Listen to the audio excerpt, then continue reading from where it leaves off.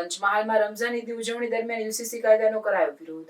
શહેરા મુસ્લિમ સિપાહી સમાજ દ્વારા યુસીસી કાયદાનો વિરોધ કરાયો। રમઝાન ઈદના તહેવારના દિવસે પણ વકફ બિલ તથા યુસીસી અંગે મુસ્લિમ બિરાદરોમાં નારાજગી। મુસ્લિમ બિરાદરોએ કાળી પટ્ટી બાંધી રમઝાન ઈદની નમાઝ અદા કરી। ઈદગાહ ખાતે મુસ્લિમ બિરાદરોએ કેન્દ્ર સરકારના વકફ સુધારા બિલ અને યુનિફોર્મ સિવિલ કોડનો વિરોધ કરવા સાથે યુસીસી મુર્દાબાદના નારા લગાવ્યા। મુસ્લિમ સમાજે સરકારના નિર્ણય પર પુનઃ વિચાર કરવા અપીલ કરી। સ્ટોરી પાર્થિવ દરજી, પંચમહાલ। ગુજરાત સરકાર અમલ લાવી રહેલી છે યુસીસી કાયદાને અમે સખત વિરોધ કરીએ છીએ। બંધારણ કલમ નંબર 125 અને 44માં બક્ષેલા તમામ હક્કો એમાં કોઈ ફેરફાર કરવાને રાજ્ય સરકારને કોઈ અધિકાર નથી। એમાં અમે સખ્ત વિરોધ કરીએ છીએ। આ અમને માન્ય નથી। આપનું નામ? ઇકબાલ રસૂલ શેખ।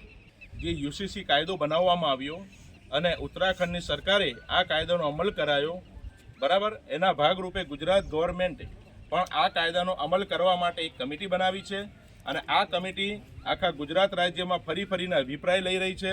આપણો દેશ એ બિન સાંપ્રદાયિક દેશ છે। આપણું બંધારણ એ બિન સાંપ્રદાયિક બંધારણ છે। હરેક ધર્મના હરેક સમાજના લોકોને અનુકૂળ આવે એવું બાબા સાહેબ આંબેડકર સાહેબે આ બંધારણ ઘડ્યું છે। જે દરેક સમાજે પોતાના રીત રિવાજો, પોતાની આગવી એક સંસ્કૃતિ હોય છે, પરંપરાઓ હોય છે, રીતિ રિવાજો હોય તો માન્યતા હોય છે, પહેરવેશ હોય છે, ખાનપાન હોય છે।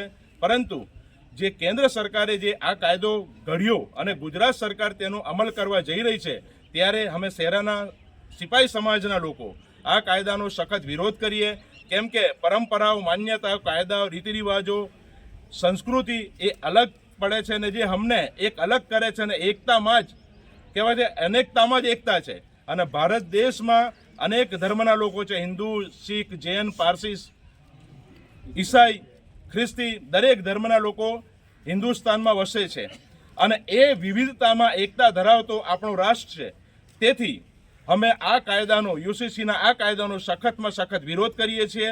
ગવર્મેન્ટને અમારી એક માંગ છે કે આ કાયદો અમલમાં ના આવે તેવી અમારી પૂરેપૂરી સરકાર તરફ આ માંગ છે।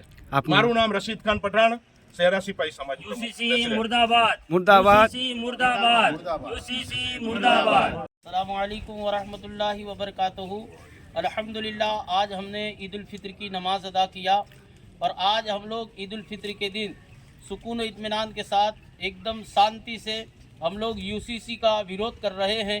ये कायदा हमें मंजूर नहीं है जो भाजपा सरकार कायदा ला रही है वो। और हिंदुस्तान, अल्हम्दुलिल्लाह, ये हिंदुस्तान आज़ाद मुल्क है और इसमें हिंदू, मुस्लिम, सिख, ईसाई सारे हम लोग मिलजुल करके रहते हैं और सारे अपनी अपनी तरह से कायदे पर अमल करते हैं। हम लोगों की भी ये मांग है कि हमारी जो शरीयत का कायदा है वो हमारे लिए बराबर है।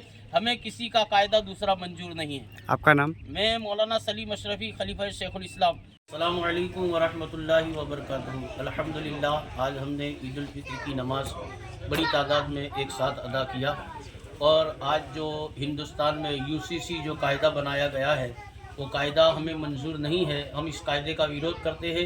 हमारे लिए अल्हम्दुलिल्लाह मुस्तफ़ा जान रहमत सल्लल्लाहु ताला अलैहि वसल्लम की शरीयत का जो कायदा है वो हमारे लिए काफ़ी है। ये हिंदुस्तान आज़ाद मुल्क है जिसमें हिंदू, मुस्लिम, सिख, ईसाई सारे धर्म के लोग रहते हैं और हर धर्म वाले अपने अपने धर्म के मुताबिक ज़िंदगी जीते हैं। हम मुसलमान भी यूसीसी का विरोध करते हैं। हमारे लिए मुस्तफ़ा जान रहमत की शरीयत काफ़ी है। अस्सलामु अलैकुम वरहमतुल्लाहि वबरकातुहू। आपका नाम? मैं खलीफा शेखुल इस्लाम मौलाना सलीम अशरफी, खतीब व इमाम नगीना मस्जिद शहर।